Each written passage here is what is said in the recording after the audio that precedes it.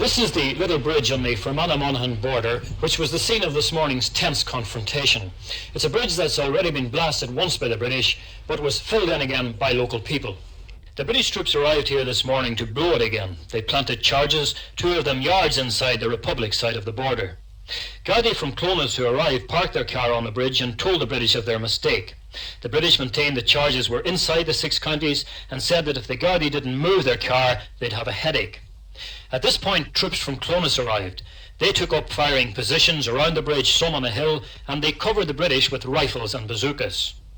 2 officers from each army then met in the centre of the bridge. A local engineer was sent for, and he pointed out that the British explosives were in fact inside the Republic.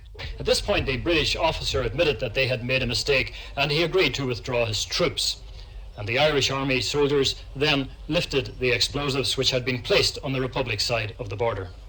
One man who was at the bridge this morning is Mr. Patrick Quigley of Clones. Patrick, what did you see there?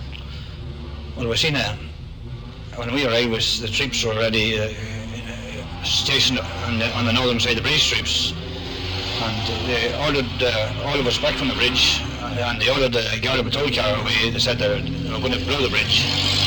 What did the Garda say to them?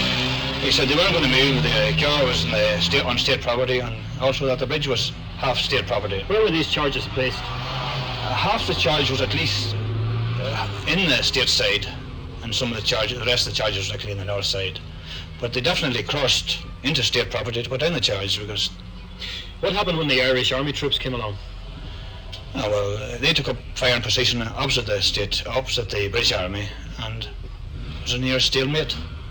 And how did they resolve the stalemate? Well, they sent for the county surveyor, the Monaghan county surveyor. He came along and he showed them on the map that the bridge was half state property. The British officer was satisfied, and he said he was satisfied the bridge was half state property. And they withdrew the troops then?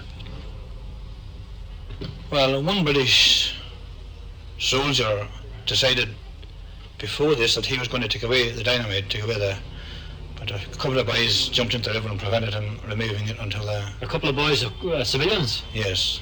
How did they prevent him? They just got hold of him. There was a bit of a tussle in the river. And then he was allowed to go back to the other side of the border? Back to the other side of the border.